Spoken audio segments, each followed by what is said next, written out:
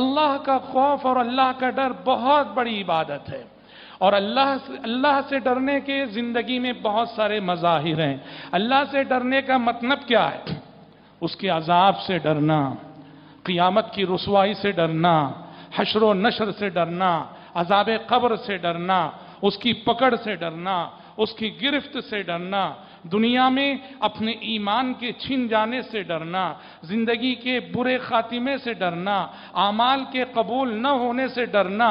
یہ سب یوں کہیے اللہ تبارک و تعالیٰ سے ڈرنے ہی کے مختلف مظاہر ہیں، اور اللہ تبارک و تعالیٰ سے ڈرنے ہی کی مختلف شکلیں اور صورتیں ہیں۔ قرآن مجید پڑھیے، قرآن مجید نے بے شمار آیتیں اس حوالے سے ذکر کی ہیں کہ اللہ کے بندوں کے دلوں میں اللہ کا خوف کیسے ہوتا ہے اور وہ کن کن صورتوں میں ظاہر ہوتا ہے۔ سورہ معارج میں اللہ نے اپنے خاص بندوں کی صفات کا تذکرہ کرتے ہوئے فرمایا والذین هم من عذاب ربهم مشفقون ان عذاب ربهم غیر مأمون، میرے کامیاب ہونے والے بندے وہ ہیں کہ جو ہمیشہ عذاب کے تصور سے کامتے رہتے ہیں، عذاب کو یاد کر کے ڈرتے رہتے ہیں۔ ان عذاب ربهم غیر مأمون، اور رب کا، تمہارے رب کا عذاب تو ایسی چیز نہیں کہ انسان اس سے غافل ہو سکے۔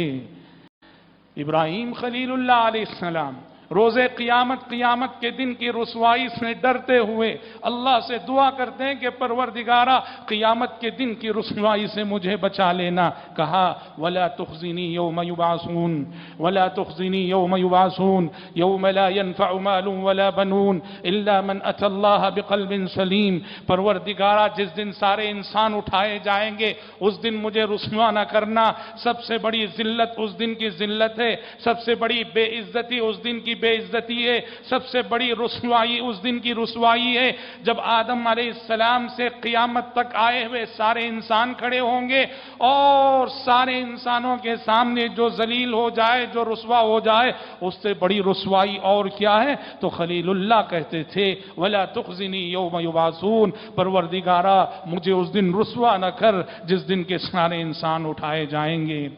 اللہ نے اہل ایمان کے اس خوف کے مظاہر کا تذکرہ کرتے ہوئے سورۃ المومنون میں فرمایا والذین یؤتون ما آتوا وقلوبهم وجلة انہم الی ربهم راجعون، اہل ایمان وہ ہیں دیتے ہیں تو اس حال میں دیتے ہیں ان کے دل کانپ رہے ہوتے ہیں، ان کے دل ڈر رہے ہوتے ہیں، خرچ کرتے ہیں اس حال میں خرچ کرتے ہیں ان کے دلوں میں خوف ہوتا ہے۔